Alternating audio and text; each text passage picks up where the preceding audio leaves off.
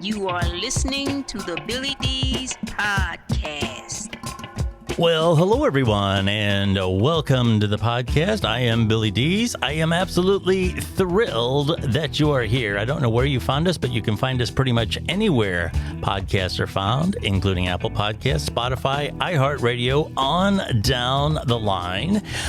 On the Zoom machine with me today is Lenora, and she likes to go by Len, so we're going to call her Len. Len, how are you doing today? I'm actually really good today. Thank you so much for asking. Yes, when you got on, you have this energy. So I'm very happy about that. You have this super powerful energy, and that's awesome. Let me tell you a little bit about her. Lenny is a registered nurse. She is a nutritional counselor, personal trainer, yoga teacher, and let me know if I have this right, a Reiki master. Is that how you say that? Reiki master. Reiki master. Mm-hmm. She is here today to discuss her journey of abuse, pain, and PTSD.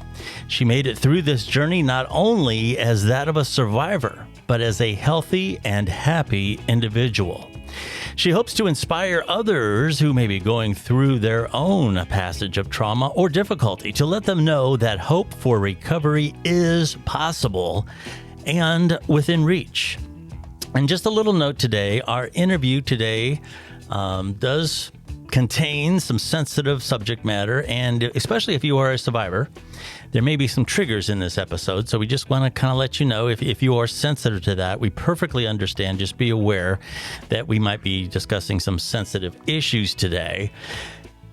You obviously are telling your story to help other people when you are not making the world a better place, and I don't doubt that you do. When you're not doing all these wonderful things, what do you like to do for fun? Are you like, I know you're on TikTok, and we'll talk about that. What do you like to do for fun? It might be pretty boring to the regular average person, but fun for me is pretty much having a day for myself. Yeah. And just chilling out. And I love working out. I love practicing yoga. I love meditation. And you'll find out from the story that for me, reading books. I mean, I haven't read books in a while because of TikTok, I want to say. And I'm going to place the blame on TikTok. Yeah. But just to be able to do that, I have always had a life full of a lot of stuff going on. Yeah. So a day for myself is like pure pleasure. Yeah. I love that. And self-care is very important. I work with some counselors, and one of the analogies that they always use when you're on an airplane and the oxygen comes down, the plane's in trouble, before you put the mask on your child or your loved one, you have to put it on yourself or you're no good to them.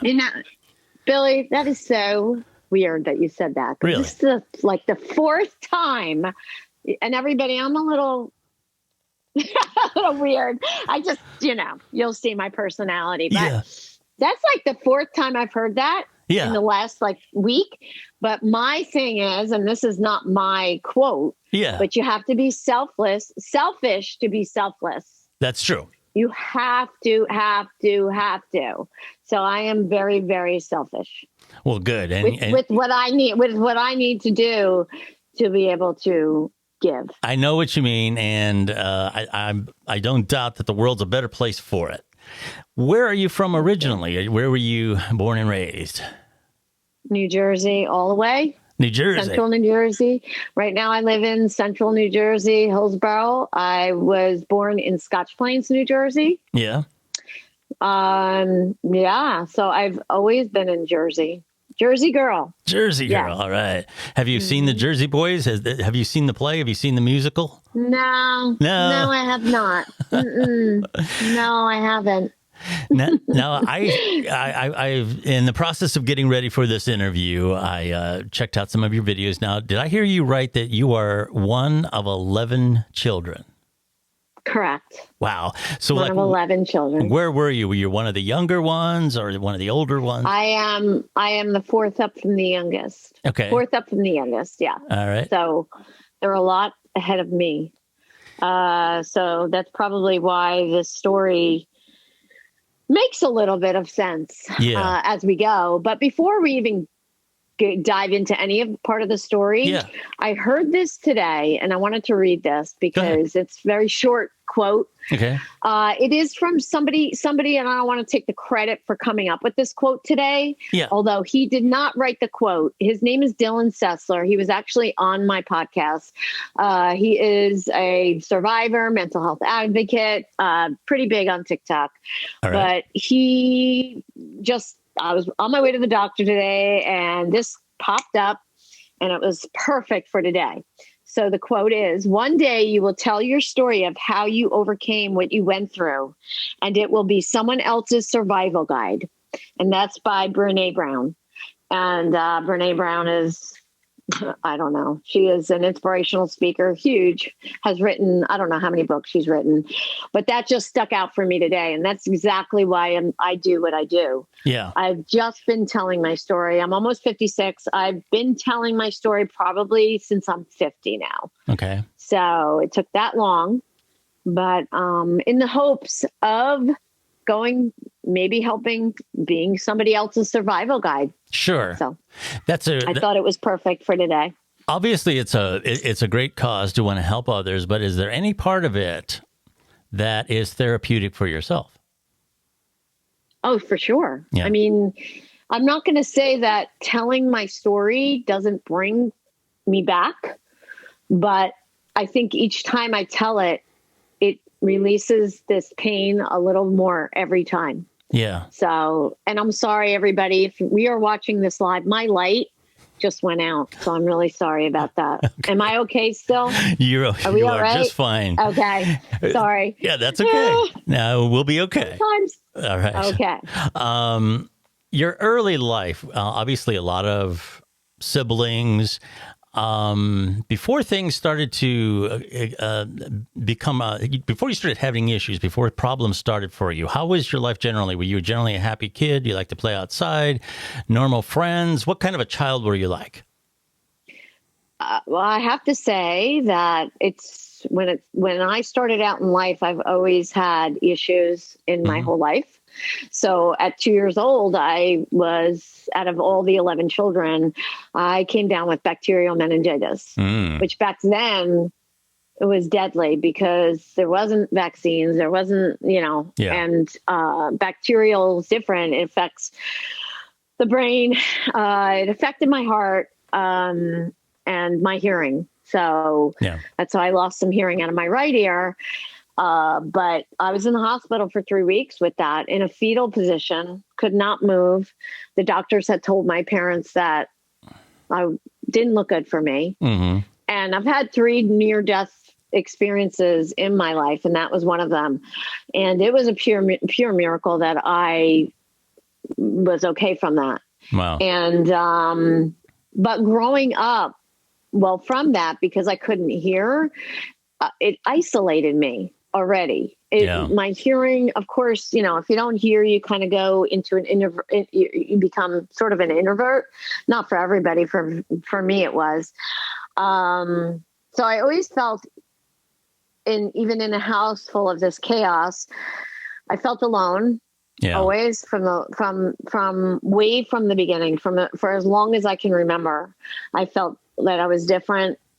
I've always been a little bit weird, I guess. I think it's just for attention more than anything because I never got it, Sure. Having all those children, it was my mother. That's all she did was she cooked and she cleaned, and we had 2 washers and 2 dryers, and that's all my mom did. She didn't even drive. So it wasn't like my mom took me places. I never went shopping. We had cousins in New York, and they would bring over bags of clothes from New York, like their old clothes. And I had 6 sisters. So we'd all delve into the bags, as soon as the bags from New York came.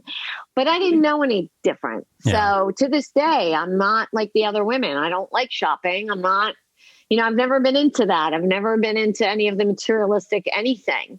So I guess that's a good thing in a way. Sure. But I think for me it is. And for my husband, I guess. But I did answer your question. It was quite chaotic. It was, like I said, I always felt alone. I never had my space because I always shared a room with at least one, sometimes up to three in my room. So there was never that time. Yeah. So that answers your question from the beginning. What do I do for fun? For me, that's fun. Yeah, sure. Because coming from all those siblings, getting married at 21 to get out of the house, really, and then having 5 kids within 8 years. Yeah. And I have 2 kids with epilepsy. There was never any calmness in my life. You know what I mean? Sure. So, yeah. I can empathize quite a bit with the isolation. I was an only child, which in and of and by itself isn't a big deal, but my dad did have PTSD and a lot of the erratic behavior, a lot of the unpredictable temper and all this. And it did have an effect on me. I will say that. As I've gotten older, I've realized that. I've also battled OCD. And so I've gone down some of these things that are very isolating. And as you may know, you really don't necessarily get over those things, but you get them to a point where you control it. It doesn't control you. And that's where I'm finally at in my life. And it took me a while to get there. So I get the impression, and this was where the sensitive nature of the program begins. A priest enters into the picture. And I'm presuming that you guys were Catholic. Yeah, we were Roman Catholic. And leading up to that, the first 9 years of my life, my brother was in Vietnam. Okay. But he was sent home, honorable discharge. He had psychotic breakdown. Yeah. And there was the whole Agent Orange, all of that. Yeah. We know now affected him. But he had severe PTSD. And all I can remember is him being okay, but then losing it, incredibly losing it. Yeah. And us being terrified of him. Yeah. Just incredibly terrified of him. Walking home from the school bus, if his car was in the driveway, we would make a plan. Okay, let's go hide in the closet. Yeah. We'd all hide in this. We had this big closet and we'd hide in there. Or one incident I distinctly remember was, I don't know what possessed me, but I took gum from his car. Mm. And he said, "Who took gum for it?" Like screaming on the, and I hid in that closet for hours and hours and shaking like a leaf. Man. And he said, "It's okay. Just come on out. Everything's okay." So I kind of came out. He picked me up, threw me against the wall. Don't you ever, I mean, rages like that all the time. So I lived in terror. We all did. Even my parents were afraid of him. And, I loved him because I thought, as a sibling, that was my duty. But I was terrified of him, terrified of him. And I lived in a constant state. And I'm only, these are years leading up to 9 years old. Yeah. So when you ask me about my childhood and being happy and carefree, I don't ever remember I never remember it. Yeah. I don't ever remember. Maybe there was time in there, maybe, but I don't know. So I lived in constant fear. And, he ended up committing suicide when I was 9. He had tried 2 other times before that. My brother was an altar boy, and he said, "What kind of God would ever do this?" Yeah. With Vietnam, what kind of God? So he had a lot of issues with God, and he killed the first time he tried. He did it with a cross and cut himself down with this cross. He didn't succeed. It seemed like I always was there, for the 3 times. I'm like, where is everybody else in this picture? But it was like I was trying so hard to get attention from my mom. So I would hang on her. Like I was, my nickname was a leech. I was a leech because I needed that so bad, that affection. Yeah. So I would always try and be there with my mom. So it seemed like I was always there when he tried. So first 2 times he didn't succeed. The third time, I was with my mom in the kitchen. Actually, no, I was watching. Do you remember Zoom? Yeah. The Zooms. Yes. So that was my TV was my friend. So I was sitting watching Zoom very close to the TV because I couldn't hear. That time I couldn't see either. So I'm 9 years old. My parents, this is another reason for isolation because I couldn't see and I couldn't hear. That was never addressed. It wasn't addressed. So yeah, whatever. I'm watching Zoom and my brother comes running up the stairs calling 911. Oh my God, what's going on? My brother ended, and I hope I could say this on your program, and I'm hoping that people aren't watching that are fragile. But my brother was bench pressing, laying down, and my brother killed himself behind him with a knife. Oh. And I saw them carrying him, and they were saying he's going to be okay. I knew he wasn't, but I can't tell you how I felt. I said it in my story where it was like that relief. Yeah. Sort of, but that guilt. Sure. And he was gone. He was gone. So we had so right there, that was trauma for me. And at that point, we had a priest that was a friend of the family. Mm-hmm. He would actually come over for dinner before this happened. And we had big Italian. My mom would cook every night. We had a big round table. My father did a lazy Susan in the middle, for all of us. Yeah. And we welcomed everybody, So he wanted to console our family. And I, being the leech that I was, he'd walk in and I would just hang on his neck. Okay. And I was an easy target. Yeah. I just was. I don't blame myself now, but that's where it started. Yeah. So for 3 years, it happened in my home. And pretty much, and I forgive my parents, pretty much under my parents' nose, because at that time, I'll put Lenora to bed. They let him put me to bed. I'll give her a bath. I know that sounds crazy. I mean, if you have kids, you would never do that. Yeah. But that's how it went. Yeah. That's how it went. My experience with speaking with people who have had this kind of trauma in their life, it's not the stereotypical neighbor who jumps out from the bushes and grabs you. It's a process. They work their way into the trust not only of the child, but they work their way into the trust of the family in the community, and they come off as people who are going to help you and be a friend. And it's a process of manipulation. And so, when you just tell fragments of the story, is it odd that he put you to bed? People don't hear the whole context that this probably unfolded over time and it worked its way up to that point. I'm guessing. Is that about right? Yeah. It did. It started just with him putting a blanket over us at the other end of the couch while my parents were literally, my mom was on the other end reading Lady's Journal. Yeah. And my dad was in his recliner chair asleep because my dad, he had 11 kids. He worked every day. Sure. He had an auto body shop. He worked extremely hard. And my mom worked extremely hard at home. And my mom was exhausted. And we trusted this man. And he had me on his lap.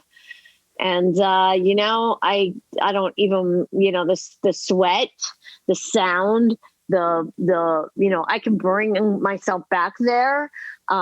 He groomed me, he just made me feel, and he would also use what my mom would say to me, God's going to punish you.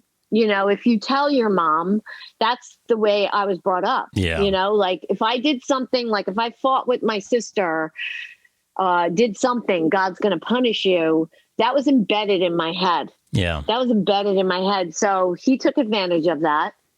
I was terrified. Yeah. I was terrified. He used to write me love letters. And I had them tucked away in a drawer, and my sister and I would clean out our room, and I'd come across these, and I don't know. I didn't know what to think. I knew it was wrong. Yeah. I knew it was wrong, but it wasn't even a thought in my head to say anything. Yeah. It wasn't even a thought. Yeah. That's So, that to me is very brazen on his part to actually write letters. I mean, how did he know those weren't going to fall into the wrong hands? I mean, he trusted me. He knew he had me. He knew he had me. I mean, it was 3 years, Billy. Yeah. It was a long time. I'm aware of the psychological trap that survivors often have gotten themselves into, and it's hard to get out of. And, I put myself, and when I was 10 years old, I'm not sure I could have processed that. So, I mean, to be honest with myself, it's easy as an adult to look back on it in hindsight and say, well, why didn't you do this or that?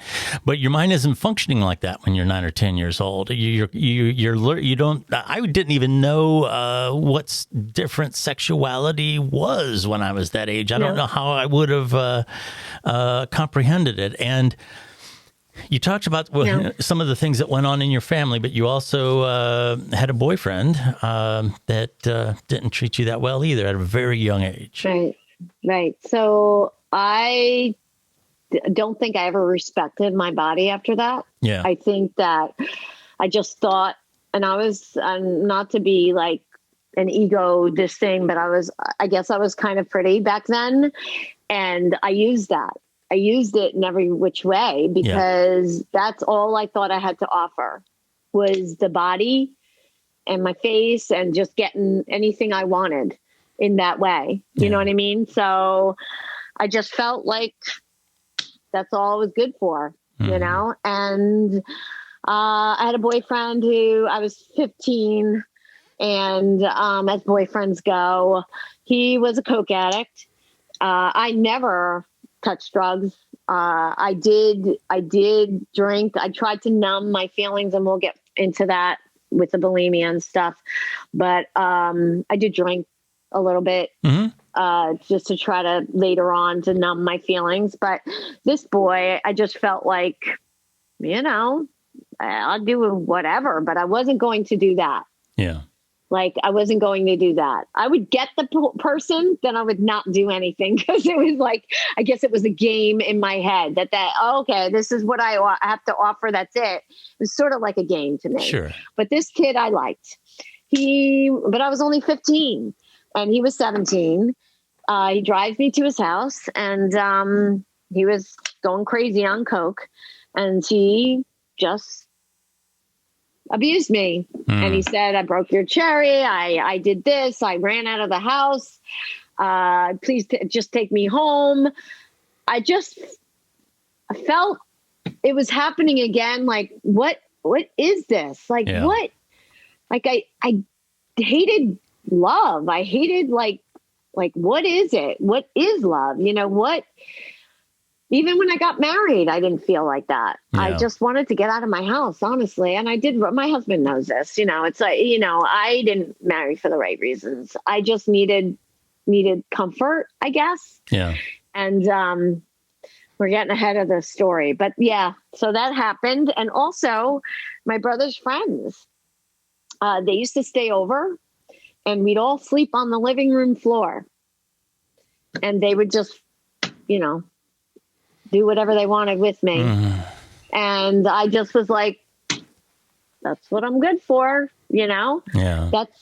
It just set me up for no respect for myself, feeling of confusion, isolation, sadness. It wasn't like today. This is what we're going to talk about as far as support.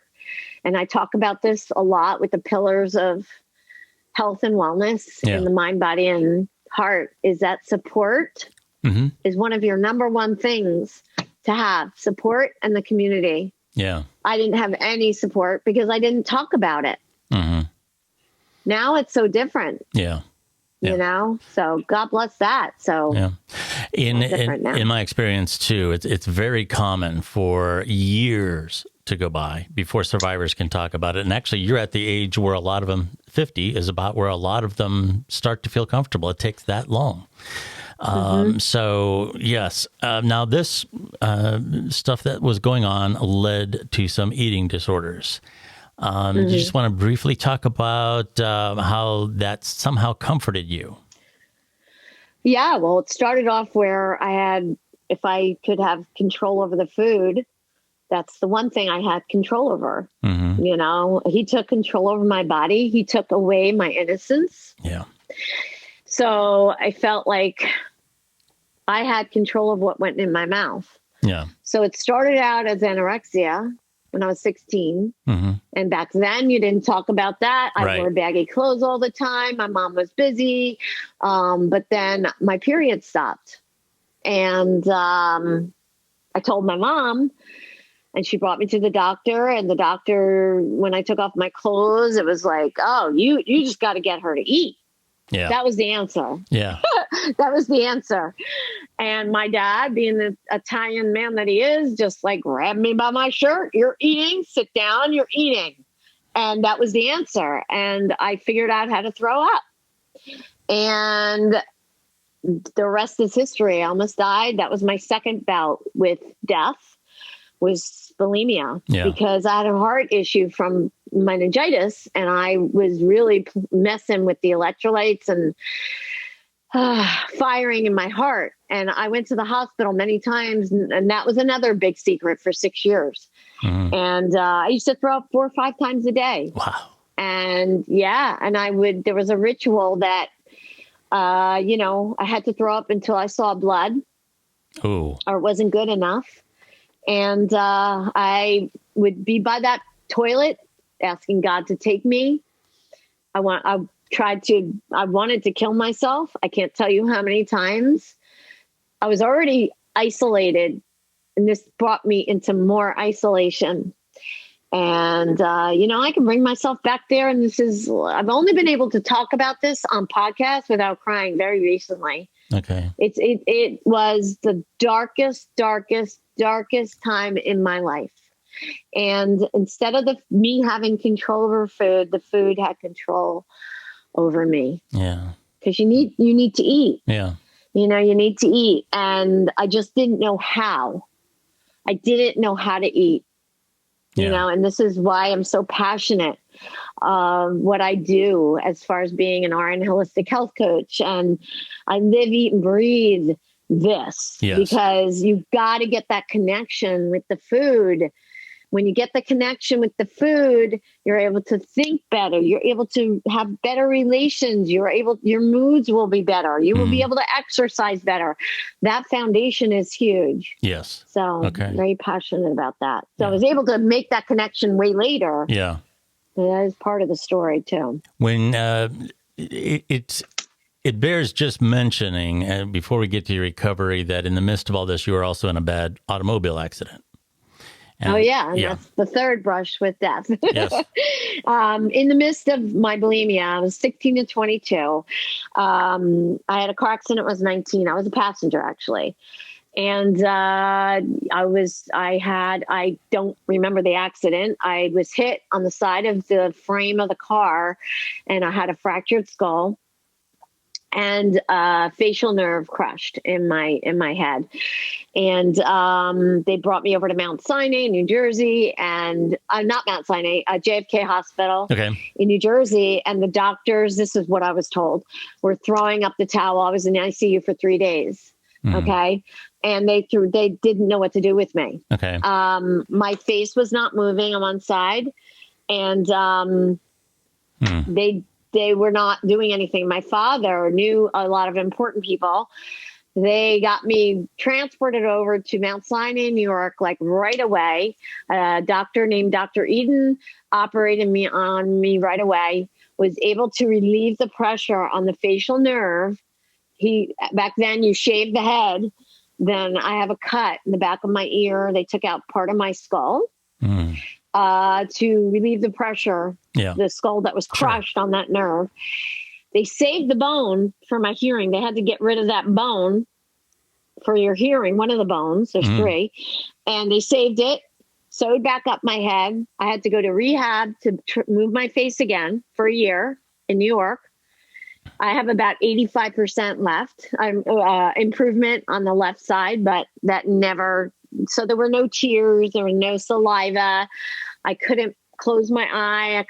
I couldn't smile right. So at 19, that was very, very traumatic for me. But the first thing that I thought about when I woke up from being in ICU was, how am I going to throw up? Mm-hmm. How am I going to oh my God, I'm in the hospital and I don't know what the hell's going on. How am I going to throw up? That, it's crazy. That's how it was. So after a year, they did the operation again. At that point, I didn't hear. I couldn't hear it in my left ear at all because the bone, you need the bone to conduct sound. So meanwhile, right ear, I lost hearing and spinal meningitis. Left ear, I'm totally deaf. So they tried to put the bone back in again. That did not work. Oh. So I'm totally deaf in my left ear. And so I was able to throw up again pretty soon after that. I was able to figure it out. And I have to say the biggest trigger to stop throwing up was that I wanted to have babies to save me. And I say this, I love my kids like no other, but my kids saved my life because I knew that if I was pregnant or breastfeeding, that I wasn't going to throw up. Yeah. So that's what happened. I couldn't have kids. I had infertility problems. And anybody in the medical field will understand this. I have one tube and one ovary on opposite sides, which the infertility specialist found out after a year. I had major surgery to figure it all out because that's what they did then, is cut you. And the doctor said it would be a miracle if you get pregnant, but miracles happen.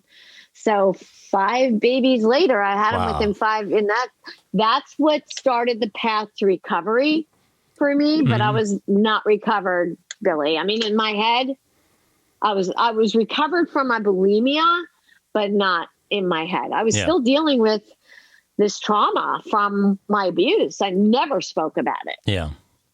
And it was after the 3rd baby, I was about 35, a little younger than 35. Well, I don't know what triggered it, but I had flashbacks. I had all the stuff that came with abuse. And I went forward to the archdiocese with my husband. And it was past the statute of limitations. I tried to do something. They took him out of the priesthood right away. Yeah. But what they offered me was counseling. That was it. So I didn't ask for money. I didn't ask for anything. I just wanted him out of there. Yeah. And I did go to the police. They couldn't do anything. There is a report there. I mean, I did go, but they gave me like 15 years of counseling. Like, I don't know how many years. I went to a wonderful lady. And that's another thing I want to tell your listeners. Find the therapist that you're going to connect with and that you will find that peace with, because it might take a while to find the right therapist that you find that comfort with. It makes a big difference. Yes. I think we all need therapists, everybody, even therapists need therapists. So, yeah. So I went to her for, I don't know, maybe 12 years, a long time. And that's when I started with my road of recovery. And then the rest is food and yoga and exercise, all that stuff. Yeah. So I think I went off track a little bit. No, you're fine, because that was going to be where I was going to lead into is how you reached out for help. And it sounds like it was initially counseling. Is that correct? And then you kind of put the pieces together from there? Yeah, I went to, she's a sister. She passed away, but she was a sister of charity. Okay. And I just loved her. I just connected with her. And from there, I was able to tell my parents what happened. Yeah. And my mom was devastated, was, sobbing. And I gave him all the money from the funeral. I gave him this golden chalice that we had from the funeral, that I can't believe this. And then that was the extent of that. Mm-hmm. We never talked about it again. My dad never said anything to me. Oh. So it hurt so bad. But I know now my dad had a lot of abuse in his life. You have to look at where that person came from. My dad came from an abusive father. I never met my grandfather, but he just, at the time though, it was another form of isolation for me. My dad did not deal with it. Yeah. My dad didn't even say 2 words to me after that. No. So that was hard. It was really hard. It was really hard. One of the key components that I would want to get from you for anyone who's listening, if they have something that they're being silent about, and I'm not necessarily talking about going public like you are, but when I say that you should talk to somebody, I mean a professional. And there's no point in keeping it. A lot of times, shame keeps people behind. They feel guilty. They're not sure how other people are going to accept them if they find out. And these are all things that really don't matter. I mean, these are things that if a little bell goes off in your head, and correct me if I'm wrong, that says I need help, there's never a bad time to ask for it. Is that what you would say? I would say that now for sure. I mean, the whole time, I was suicidal. Many times I rocked on the side of a bathroom tub because I just couldn't get a grip of what was going on in my head. Yeah. No, there's never a bad time to reach out for help. It's so different now. There are even, I want to bring TikTok into the picture. Every person that I've talked to on my podcast from TikTok finds that community and that support has been a lifesaver for them. Yes. Almost every single person. So even if you're not in a room with them, with COVID, we're taping this now during COVID. I don't know when you're going to put this out, but we're isolated. Mm-hmm. And, we are blessed with this technology now. I mean, It could be something that's not good in some forms, but hey, you are able to see a therapist on Zoom, on Skype, and you have to reach out, and like I said, the whole support system, even if it's your TikTok community, there are groups on Facebook, if you type in whatever support groups for it's just so much different. There's a lot of other things that came into play for me. And like I said, I'm realizing I've always been into health and wellness, even when I wasn't well. I don't know if that makes sense. Yeah. But since I'm 16, I have always worked out. My father was the handball champion of the world. I don't know if you guys know what handball is, but handball is a very vigorous sport. He was also the Golden Glove champion. Wow. So that was always instilled in my head. And it was hard at some times because it was like, Lenora is the athlete. But sometimes it's hard to live up to that. But it did teach me discipline. It taught me to care about my body, even when I wasn't caring for it. Mm-hmm. I hope that makes sense in some way. Sure. But I found my way through nutrition, being a nutritional counselor, and then being a registered nurse, and being a yoga teacher, personal trainer. I've been a personal trainer for 30-something years. Yeah. Putting all that connection together has saved my brain. My brain, your brain is 60% fat. So I realized that fat was very good for my brain and for a lot of people. Sure. And I'm talking about good fat, like avocados and coconut oil and pasture-raised eggs and all those good things. If you like salmon, stuff like that. It just simmers down those thoughts of anxiety. Yeah. And let's put a disclaimer here. This is what works for me, but it's definitely worth investigating. Meditation. I've been meditating over 15 years. Yeah. So being able to meditate and being able to be more conscious of the way I'm thinking and before it gets too deep, I'm able to take a hold of it and have a better solution. Yeah. Do you know what I mean? And that comes through my meditation and my yoga, the type of yoga I teach and practice. Sure. So it's all been a learning process, and I'm healthier now at almost 56 than I've ever been at any age in my life. That's great. I'm so happy for you. A lot of parents might be out there. You had mentioned your parents, and if you have a child And let's say, what would be some of the warning signs that something isn't right, that something has happened to your child? What would be some of the things that would stand out, as far as your child's behavior, that something might be going on? And here again, that age for 8, 9, 10 is a very delicate age, because children can speak at that age. They can relay concepts and ideas, but they don't have the maturity to understand what's happening to them. They don't, you were afraid to come forward, that you were going to get in trouble and all this. So how can you, hey, something isn't right. My kid's acting differently.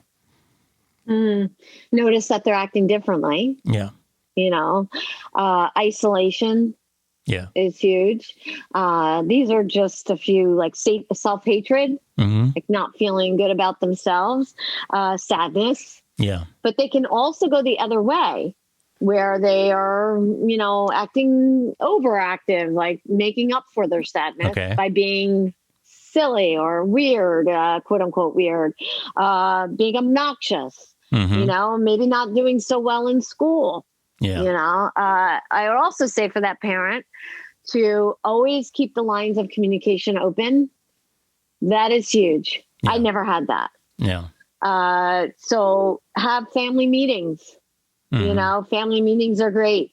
Sitting at their level, sitting down. Hey, what's going on? Yeah. You can always talk to me without judgment. Yeah. I never had that. Sure. That is so important for that kid to have trust in you. Once that trust is there, it goes both ways. I always used to tell my kids, you respect me and I'm going to respect you back. Yeah. And once you have that respect, then they feel more secure in talking to you. Yeah. One of the things I try to address on a lot of these types of programs is stigma. And with the Me Too movement and some of the greater awareness we now have for what women go through in our society, things like don't dress too sexy, and you're asking for trouble. What are some of the stigmas that you've encountered as a survivor, and how would you address those?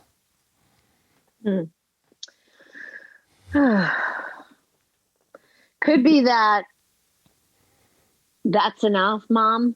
Like, and I say, mom, I'm sorry. It comes from my kids. Yeah.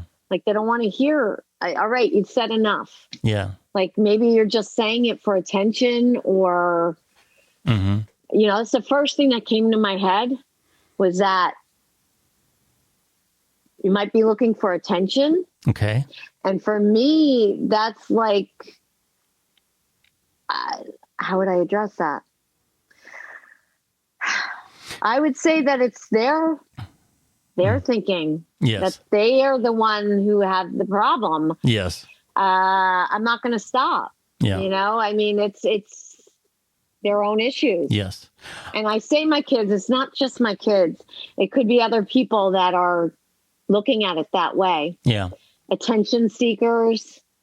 And I can say, I don't take anything personally. There's a book called The 4 Agreements. Yeah. And I really try not to take anything personally. Yeah. So I also know it's not about me. Yes. It's not about me. So what would be, in terms of your journey, for anyone who has been through anything traumatic, and whether it's the loss of a parent or the loss of a child or something that was unexpected, typically accidents and things like that are much worse types of death to deal with than someone who gets sick from old age or whatever and dies. That can be a horrible experience to say goodbye to somebody in the morning and then they're just gone. What would be your message of hope for anybody who has gone through something so terrible that they feel that they're never going to be happy again? What would be your message of hope? Oh God, my message of hope is that there's always hope. There's always a new day, and that's my business. It's a new dawn. There's always a new day. The sun will rise. Yes. Don't lose hope, because there is always a new day. And coming back to the support, get your support system in place. Don't be quiet. Talk about it, you know, and grief also doesn't have a timeline. Sure. You know, we all grieve in our own way, and don't feel like, you know, we learn in nursing school, the DABDA, you know, you have your depression and it all comes in different waves, how we're supposed to grieve. But, you know, we can go this way and then go back and then go this way. There's no definite timeline. Find that support system. Talk, you know, don't be afraid to talk. And there's always hope. There's always a new day. Yeah. You know, and this too shall pass. Yes. I believe it was Hawking. I could be wrong, but one of my favorite quotes is very, very short and just simply says, "Where there is life, there is hope." And that's kind of what we have to concentrate on. I want to talk a little bit about your presence online. And let me just say this. I am very, very happy that you have found a lot of success and a lot of support online. But I can tell you, I've been around. I'm not a young pup anymore. And I can tell you that just be careful. A lot of times people come to these support groups and they get involved in some of these chat rooms and they're not who they claim to be, or they haven't had the experiences who they claim to be. And it can often sometimes be a great place for predators to go. So just be very careful because, you know, I like you said, the internet can provide some great things. It can, and just make people earn your trust is what I always say. I can only speak for myself, like you said, but make people earn your trust. Speaking of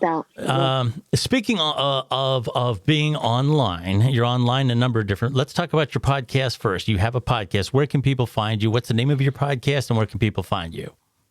Okay, so my podcast is It's a New Dawn, and each of the beginning of the word is capitalized, and that's why a lot of people were having a hard time finding it. I believe so. It's a New Dawn, and each letter of each word of the beginning of the word is capitalized. And I wrote this down. Where the heck is it? Okay. So my website is It's a New Dawn, NJ.com. So it's all one word. It's a New Dawn, NJ.com. And on there, you'll find all the links to the podcast and the YouTube channel.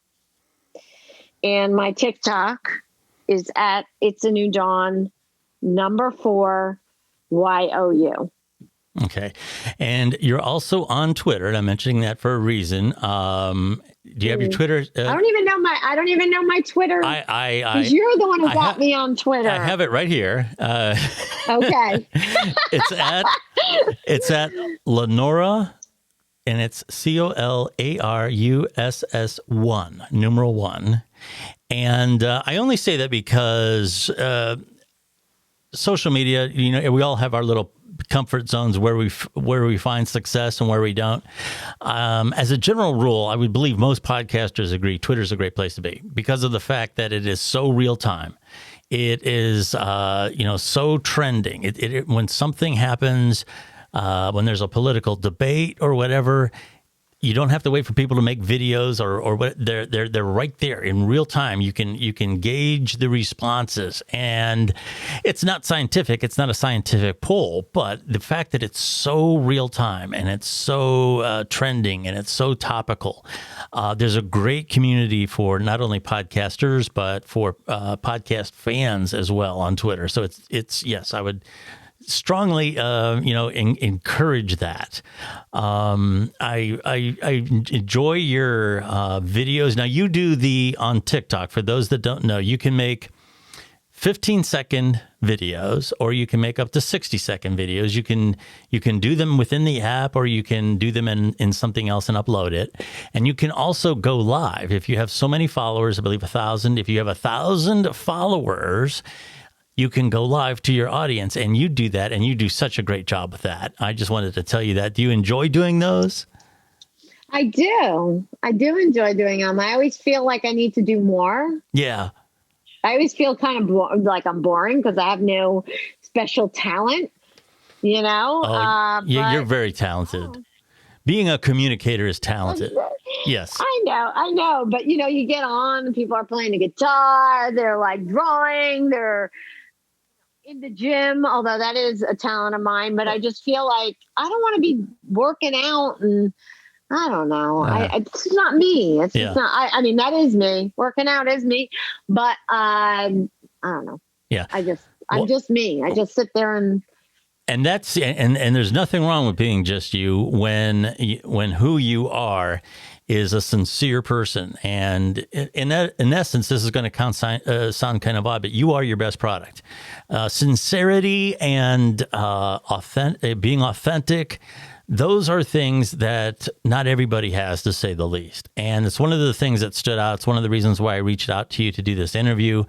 You come across so well in your videos, the person that you are, the essence of you, who you are, your humanity comes across so well that, yes, I wish you much success in everything that you're doing, and know that you can always reach out if you ever, need anything to co-promote something or something like that. I'm always here for you. You're just wonderful to listen to.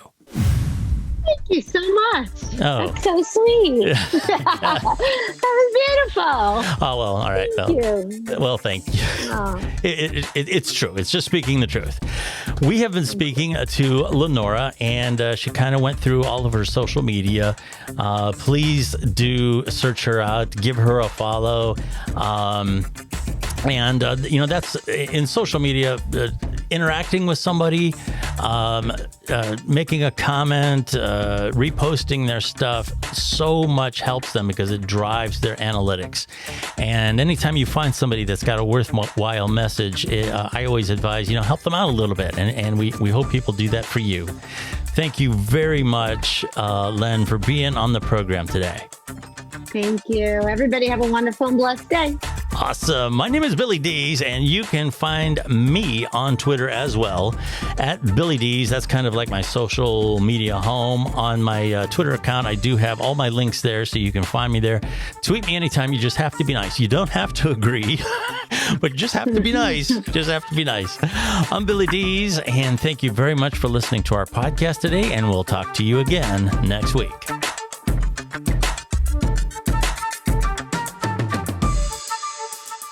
Well, hello everyone. I am Billy Dees from the self-titled Billy Dees Podcast. You can find me on Apple Podcasts, Stitcher, TuneIn, iHeartRadio, and many more of the best podcast networks.